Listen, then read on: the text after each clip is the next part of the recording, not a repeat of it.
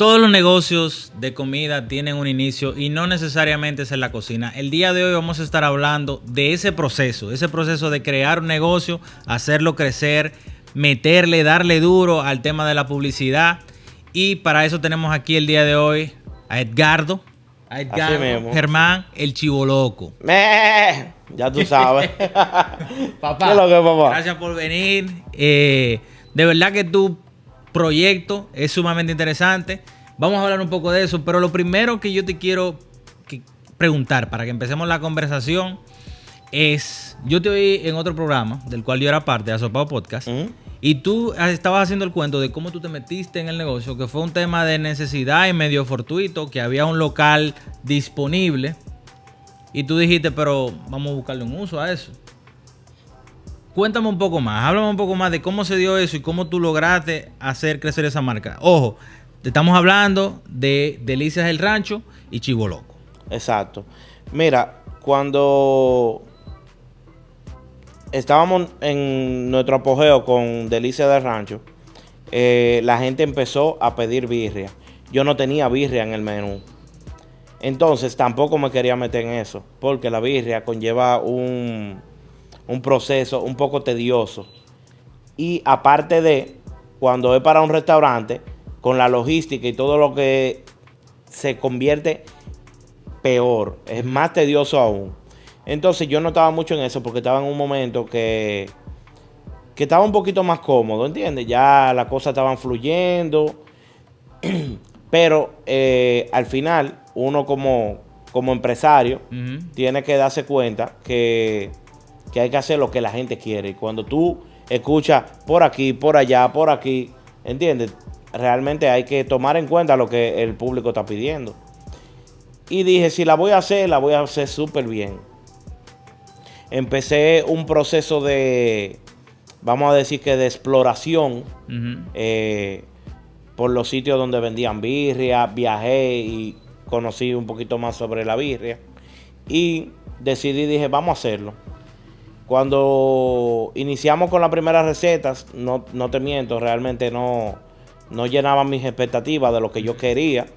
Y hasta que un día ya sí llegamos y lanzamos nuestra primera birria. La aceptación en Delicias del Rancho fue descomunal. Y era a un nivel tal que ese producto, no sé si es que los camareros les gustó demasiado también y se identificaron y le ponían más empeño a ofrecerlo, pero empezó a tumbarme otros productos que eran productos estrella del restaurante. Y yo dije, ven acá, analizando, aquí hay algo. Yo dije, tenemos algo en la mano que realmente entiendo que podemos sacarle mucho, bueno, podemos sacar un mayor provecho. Claro. ¿Verdad? Entonces, analizando a nivel general, yo dije, aquí en el país se están haciendo birrias y hay 2 o 3 birrias que están bien buenas. Pero nadie todavía se ha arriesgado a poner un sitio que trabaje específicamente birria. Déjame detenerte ahí, Edgardo. Tú me estás comentando, había un producto que estaba sacando la cabeza muy por encima de los demás. Pero a mí me gustaría saber cómo tú iniciaste el tema del negocio. Si fue por el nombre, si fue porque viste que ese producto se estaba vendiendo mucho, si fue que tú dijiste, bueno, Delicias me está dejando una buena cantidad de dinero, déjame invertirlo en otra cosa para usar ese superávit que tengo, no sé, y ponerlo a producir más. ¿Cómo fue el proceso de creación del nuevo negocio? Pues ya tú tenías Delicias. ¿Cuál fue el crecimiento, el desarrollo de Chivoloco? Sí, realmente, ¿qué te digo? Hay un poquito de cada cosa que tú dijiste. Okay. O sea, yo dije, bueno, mira, realmente tengo el deseo de crear otra marca. Ya tengo mucho tiempo con esta marca. Una marca que sea un poquito más joven, más fresca. El nombre no fue lo primero que me vino a la mente. No fue lo primero. Si tú supieras que a mí me rechazaron en ONAPI muchos nombres. Dime algunos, ¿sabes? Yo, mira, ¿qué te digo? Yo estaba buscando como algo así que yo me recuerdo que mi esposa y yo estábamos haciendo como ese brainstorm y tirábamos de que el Zócalo, como cosa muy mexicana, como que, Gutiérrez, tú sabes, como cosas así, como que, ¿cuál otro? Y ya existían. O, Eso es duro, porque a Sí. mí me pasó una vez tratando de registrar otro podcast que yo tenía, que una semana antes de yo registrarlo, ya el nombre existía.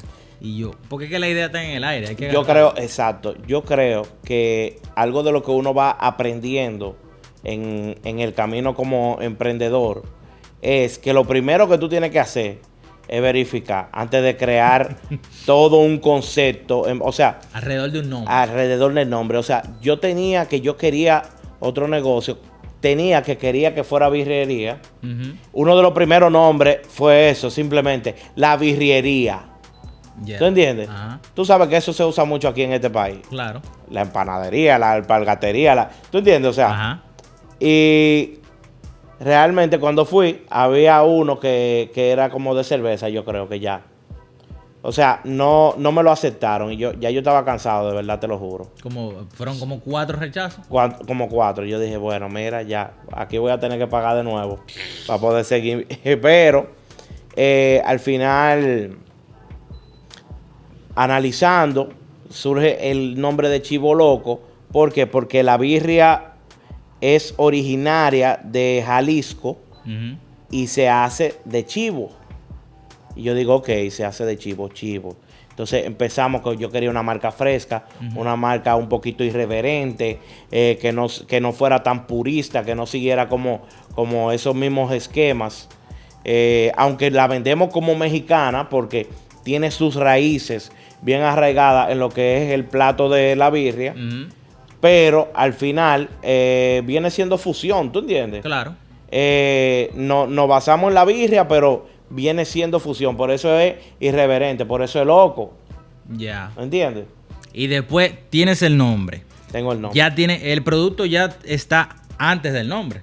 Sí, el producto ya estaba, Ok. porque lo habíamos creado en Delicia. Y entonces, el dónde lo voy a armar, ¿cuándo vino?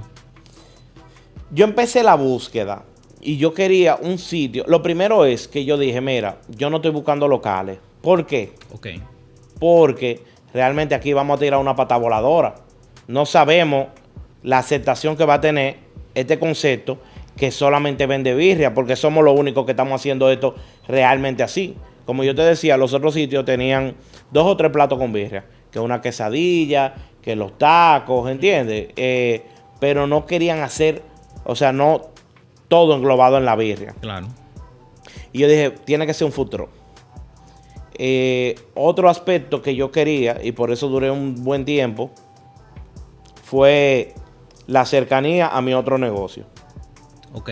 Cercanía física. Sí, para que me fuera fácil la operación para mí. Porque yo iba a distribuir. Fácil entre comillas, porque manejado. Sí, pero era un tema de que en Delicia se producía todo y se llevaba el carrito, porque el carrito no tiene mucho espacio, ¿entiendes? Entonces yo andaba buscando algo cerca. Eso es muy importante, que uno tiene que tomarlo en cuenta, inclusive el espacio, hasta para cuando tú vas a hacer un menú. Ojo, hasta en un restaurante hay poco espacio.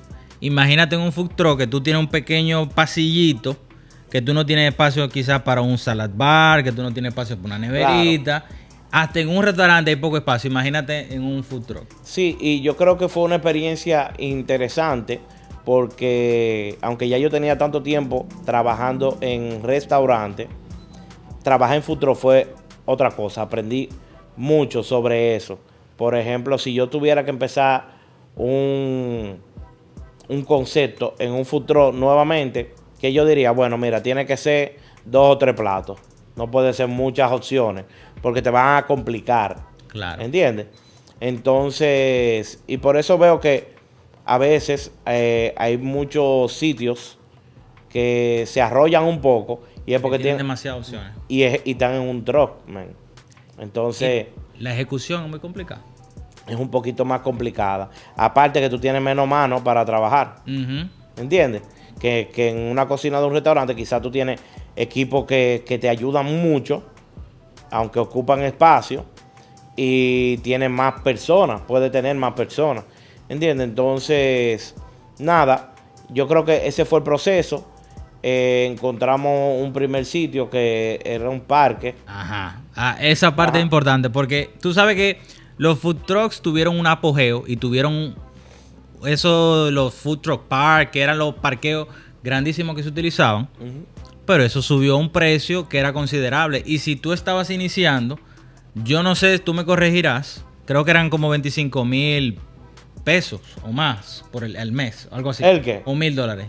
No, yo pagaba $1,300. De entrada. ¿Y De entrada. dónde tú conseguiste esos cuartos?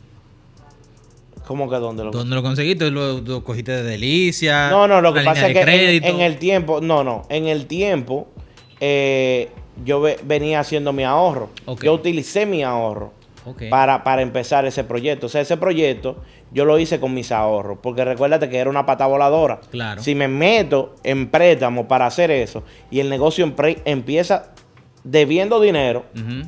ya de entrada tengo la de perder. Genial. ¿Entiendes? Entonces yo eso lo hice arriesgando mis ahorros. Mi esposa estuvo de acuerdo. Y yo le dije, bueno, si ya tengo la aprobación, vamos a darle y que sea lo que Dios quiera. Y de verdad que Dios nos favoreció mucho. Encontramos ese food truck que inicialmente tenía algo que me llamaba mucho la atención, que iba a tener un car wash. Y yo dije, oye, por esta zona se necesita car wash. Entonces, al final ellos nunca completaron esa fase de su proyecto. Y debo de decirte que no es que yo quedé muy satisfecho, por ejemplo, con las complicaciones que se presenta para uno operar en food truck, Claro. ¿verdad? Pero sí tuvo muchos aprendizajes. O sea que Entonces, tú aprendiste el tema de trabajar en food trucks, viste la logística. ¿Cuándo tú decides entonces, déjame yo tener un local donde yo tenga más espacio? Espacio para crear, espacio para ejecutar, quizá un almacén, quizá una nevera. exacto. ¿Cuándo tú dices, bueno, ya tengo que moverme? Mira, gracias a Dios, la aceptación de Chivo Loco fue genial. Y nosotros en el carrito no dábamos abasto. O sea, yo no podía meter más empleados ahí y no dábamos abasto. Inclusive dentro del mismo parque, mi primera medida fue alquilar otro truck dentro del mismo parque, ¿Con qué finalidad? ¿Para producir? para que tuviéramos dos cocinas sacando al mismo tiempo, porque no podíamos con una sola. Ok. Entonces, luego, yo armé ese truck ready. Y el día antes de yo abrirlo, no sé, yo dije, lo voy a quitar. ¿Y Sí. por qué? Realmente se fueron dando dos o tres situaciones que a mí, como restaurantero, yo no estoy acostumbrado a depender, por ejemplo, de una administración para tomar decisiones. Y cuando tú estás en un parque de food truck, Claro. tú dependes de una administración. Ujú. ¿Entiendes? Entonces hay cosas que se salen de tu control. Ya. Entonces, yo veía que esas cosas me podían limitar mucho el crecimiento de la marca en el punto en el que estábamos. Ujú. ¿Entiendes? Y ahí fue que yo tomé la decisión. Yo dije, bueno, estos mismos equipos yo los voy a utilizar para mi Local. cocina y voy a empezar a buscar un local. ¿A qué tú crees a qué tú le atribuyes esa aceptación y ese éxito? Yo sé que en algún momento tú llegaste a usar influencers, pero ¿tú crees que solamente tuvo que ver con eso? ¿Tuvo que ver un poco más con estar consciente del momento del mercado ahora mismo, que tú tienes que darle duro a la publicidad, o que el producto era bueno? Me gusta tu pregunta. Sí, de verdad que sí. Siento que la gente que le interesa poner un negocio va a aprender mucho a partir de esta pregunta. Mira, tú tienes que hacer de todo. ¿Entiendes? De todo un poco. Yo sí trabajo con influencers. No es que he trabajado, yo sigo trabajando con influencers. Lo que tú tienes que hacer es un análisis exhaustivo de el target tuyo y las personas que tienen engagement con ese influencer. Y si tú te das cuenta que hay un match, es muy probable que tú tengas éxito. Probable, ¿verdad? Yo te voy a decir, yo he trabajado campañas en las cuales he tenido mucho éxito y he trabajado otras que no dan resultados. Esto es así. Pero aparte de eso, es muy importante tú tener claro tu marca, qué es, qué representa. ¿Tú me entiendes? Yo creo que al nosotros estar bien claros de qué representa nuestra marca, eso no ha, y cuál es nuestro target, nosotros dejamos de dedicarle tiempo a cosas que no nos agregan valor. Yeah. ¿Entiendes? O sea, estamos muy claros de cuál es nuestro público. Tú sabes que cuando tú estás trabajando con influencers, se vuelve un bolote de gente ahí que dentro de esa persona puede que hayan 2 o 3 que no son tu público. Y puede que comenten cosas que no... ¿Tú entiendes? Entonces tú tienes que identificar muy bien cuál es tu público. ¿Para qué? Para que tú no incurrir como en angustias, porque a uno su proyecto le duele mucho, ¿entiendes? Claro.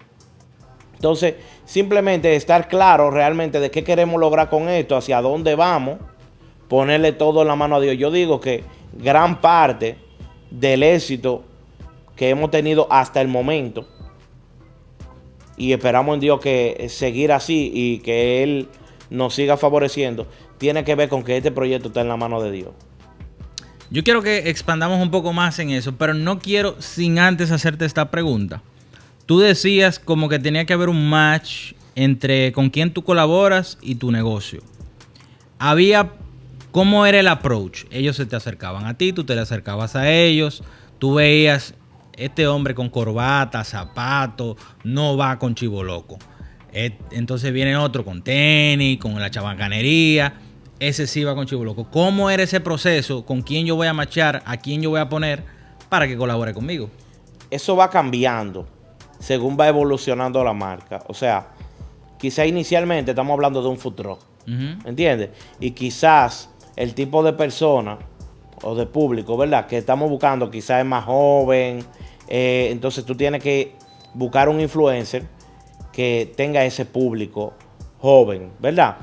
Obviamente no en corbata, no, porque no va a conectar, porque tampoco tiene la identidad de la marca. Eso es algo muy importante. Tú tienes que decir, Mierkina, este influencer tiene la identidad de la marca. Ajá. Tú sabes, para tú, eso es lo primero que tú tienes que identificar. Esta persona realmente comulga con lo que es la marca. Entonces, pero por ejemplo, ya cuando yo he colaborado con influencers que colaboré siendo carrito, teniendo el restaurante, y no me ha dado resultados. Y que en el carrito me dieron resultados. Ok. Y estamos hablando de la misma comida, básicamente. Nosotros hicimos algunas mejoras. También, obviamente, estamos en un local, tenemos mayores costos. Obviamente el precio del producto subió, ¿verdad? Y quizá eso filtró un poquito más. Pero si tú te das cuenta, tú dices, bueno, y tú pones una balanza, ¿qué es lo que yo estoy recibiendo? O sea, el público tiene que saber qué es lo que está recibiendo. Y el público que conoce bien de la calidad que nosotros ofrecemos, está contento con nosotros, ¿entiendes? Claro. Ahora, quizá un público que iba al carrito y que le gusta... ese espacio, ese formato. Ese formato, exacto. Ese formato estaba conforme con eso, pero la marca fue evolucionando. Nosotros simplemente vamos dejándonos llevar por lo que, hacia dónde nos va llevando la marca. ¿Por qué? Porque aquí no estamos trabajando simplemente un restaurante. Aquí no... Si yo trabajara restaurante, te digo que yo soy un comerciante. Ok. Pero yo estoy creando marca. Y es muy diferente. Sí, sí. Yo me he encontrado con muchos colegas y en los cuales viven cambiando, tirando 2 o 3 patas voladoras, ¿verdad? Entonces, eso confunde mucho a la gente. Y los clientes son muy inteligentes, man. Quizá ellos no saben por qué, Pero como que no hace sentido. pero ellos no le cuadra. Ajá. ¿Entiendes? Como que, ven acá, ¿por qué? Ujú. Entonces siempre, por ejemplo, si yo hago un plato que no tiene que ver con mexicano, pero tiene la birria, pero yo tengo el por qué yo estoy haciendo eso y se lo explico al cliente. Mira, yo lo hice por tal y tal cosa. Entonces esa relación de la marca con el cliente es que yo entiendo que es vital para el crecimiento y la evolución de una marca. ¿Y te ha pasado que aún con tú buscar una gente que encaje con la marca, tú comunicarlo de la mejor manera posible, aún así el cliente no entienda o no le guste? Porque hay de todo. De un tiempo para acá el dominicano ha ido adquiriendo cierta conciencia porque ha viajado, porque hay muchas propuestas y entonces es más pronto a juzgar y a decir su opinión. No es igual que quizá 10 años, 15 años atrás, que había muy poca cosa en la ciudad. Había muy poco punto de referencia que yo puedo decir, eso se parece a tal cosa, eso es así, asado. ¿Ha pasado con personas que no le cuadra tu propuesta? Tú has tenido mucha dicha, que te da brega. Realmente sucede, Ok. pero es como te digo, no es porque nosotros no estemos ejecutando bien nuestra estrategia, Ujú. sino porque de vez en cuando y de cuando en vez Ujú. se cuela alguien que no estaba supuesto a estar allí. ¿Entiendes? Pero igual se le trata con el mismo respeto, se le trata con el mismo cariño, se le trata de explicar qué es lo que nosotros representamos, ¿entiendes? Y lo que queremos lograr. Pero sucede, claro que sí. Y mira, ¿qué te digo? Parte del crecimiento como, vamos a decir que como emprendedor, es entender que hay gente que no le va a gustar lo que tú estás haciendo. Claro. Y eso es normal, o sea, yo no puedo decir que él está mal, ni que yo estoy bien, ¿entiendes? O sea, es normal. Es lamentable que a veces tú tengas que ir y gastar un dinero para darte cuenta que no era lo que tú querías, Claro. ¿entiendes? Es lamentable y, ¿qué te digo? A mí, como consumidor, también me ha pasado y va a seguir pasando, ¿entiendes? Y, por ejemplo, ¿no te ha pasado con personas de la industria que no entienden muy bien ese tema de crear marca? Porque mucha gente entiende que cocina bien, que tiene una buena propuesta y ya, eso es suficiente. Pero en el mundo que vivimos es mucho más que eso. Claro que ¿Te sí. ha pasado que hay gente que te confronta, que como que tú solamente estás vendiendo? ¿O qué ha pasado? Hay gente que se ha dado cuenta de cuál es tu técnica. Mira, si tú supieras que yo soy una persona muy abierta y que yo realmente no te puedo decir que yo tenga algún tipo de malentendido o desacuerdo con algún colega. Al contrario, yo soy más de la persona de colaborar y que lo que yo he podido aprender, tú sabes, soy una persona abierta a la cual muchos otros emprendedores del sector gastronómico de nivel más o menos del mío, porque tú sabes, hay niveles. Muchos niveles. Hay muchos niveles. Yo no estoy. Nivel. Hay muchos niveles que están más para arriba del mío, tú sabes, o sea, y eso yo lo sé. Y yo lo sé identificar y hay que saber cuál es su lugar. ¿Entiendes? Ahora, si tú supieras que realmente lo que sí podemos es lo que puede cambiar es el estilo. Ok. ¿Cuál es mi estilo de hacer marca, por ejemplo? Y otra persona, ¿cuál es su estilo de seguir, de llevar su restaurante? En eso que tú decías. Cuando yo me refiero a hacer marca, yo quiero crear un impacto en las personas. O sea, yo no le estoy dando comida. Comida hay en todos los lados, man. O sea, no es comida. Y yo entiendo que mis comensales entienden que no es comida que yo le estoy dando. ¿Entiendes? Y eso es muy importante. Yo le estoy dando una marca donde ellos pueden pertenecer. ¿Entiendes? Entonces, la comida es parte. ¿Tiene que haber calidad? Claro. La justa para lo que tú estás cobrando. pero es un conjunto de cosas. Es un conjunto muy grande de cosas. Entonces, al final, hay muchas personas que lo que están es en vender 2 o 3 platos. No refiriéndome a cantidad de platos, realmente. Sino que tienen una selección de platos que no se corresponden los unos con los otros. No son coherentes con lo que proponen. Con lo que proponen. Y no digo que esté mal. Simplemente hay muchas veces que nosotros en el camino vamos aprendiendo. O sea, yo te lo digo porque yo he estado ahí.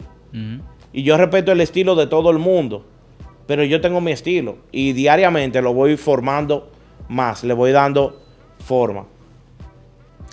No, ya que estamos llegando un poco a la recta final, no menos importante, y algo que me ha llamado la atención, porque tú lo has mencionado fuera del aire, lo has mencionado en otras conversaciones, lo mencionaste ahora, y es que vivimos en un mundo tan convulso, por ejemplo el de la restauración, que en muchos casos yo no he visto, no me he encontrado con muchas personas que se atreva a hablar un poco de su fe.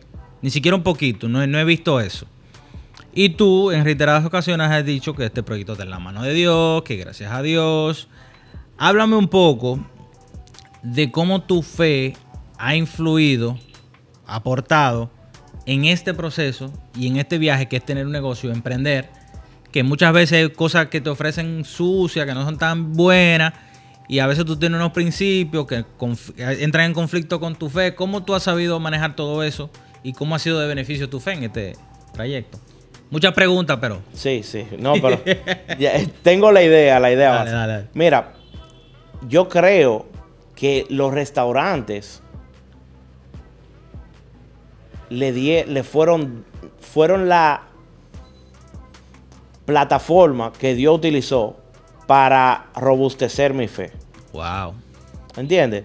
O sea, los retos, las dificultades que yo he tenido en el camino son los que me han llevado a yo entender que por más que yo haga, si Dios no está presente en cada una de esas decisiones, no me van a dar resultados.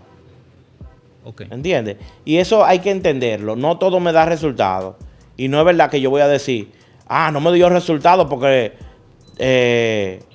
Dios no quiso y yo me la voy a agarrar con Dios porque, ¿entiendes? Es realmente entender que, si Dios quiere sí y si Dios quiere no, y aceptarlo. ¿Entiendes? Y aceptar que se gana y se pierde. Que hay momentos de nosotros sembrar y hay momentos de nosotros recoger. Te trabaja la paciencia. Y yo te puedo decir que realmente yo me di cuenta que antes yo no entregaba mis proyectos a Dios y yo pasaba mucha lucha, man.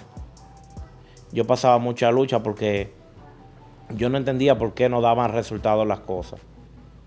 ¿Tú me entiendes? Y esa fe ha hecho que cuando no dan resultados las cosas, yo entienda que Dios siempre tiene un propósito.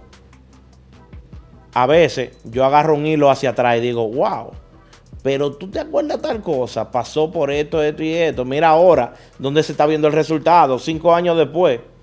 Gracias, Señor. Gracias porque tú hiciste que en ese momento pasara lo que pasó. Y hoy, 5 años después, yo estoy entendiendo por qué. ¿Tú me entiendes? Entonces, yo entendí también que todo lo que yo logro es por su gracia. Y que yo no le puedo robar a él el mérito. ¿Entiendes? Yo siempre le digo a la gente, yo soy un peón. Yo llevo mi restaurante, ¿verdad? Dios no va a ir a hacerme la compra. ¿Verdad? Claro. Dios, hay cosas que Él no va a venir a hacerlas por mí. Yo hago lo que me toca y Él hace lo que le toca. Nosotros somos partners. ¿Entiendes? Entonces, cuando tú lo entiendes así, yo creo que es mejor, es más llevadero. Qué interesante manera de verlo y qué bueno entender cuando un sí y cuando no, porque mucha gente se empecina con las cosas y no se da cuenta que a veces se te están cerrando muchísimas puertas. La generalidad del mundo allá afuera lo que te dice, intenta, persevera, pero hay momentos que tú tienes que entender, no. Es que vamos muy rápido. Vamos muy rápido y yo creo y he aprendido con el tiempo a yo hacer un movimiento, retroceder y esperar a que Dios me muestre qué es lo que Él quiere que suceda. O sea, 1 o 2 días que tú pierdas, no va a pasar nada. Vamos a esperar. ¿Entiendes? Entonces es eso. Yo creo que es vital. Mi estimada audiencia, este episodio ha sido traído a ustedes y hemos visto un poco más de lo que hay detrás de crear un concepto, de crear una cocina y hasta el sistema de creencias que muchas veces influye mucho en cómo nosotros nos desenvolvemos. Verdaderamente, hermano, muchísimas gracias por ser parte de este capítulo y espero que le haya sido de provecho. Nos vemos en una próxima entrega. Esto es Behind the Cook. Ready.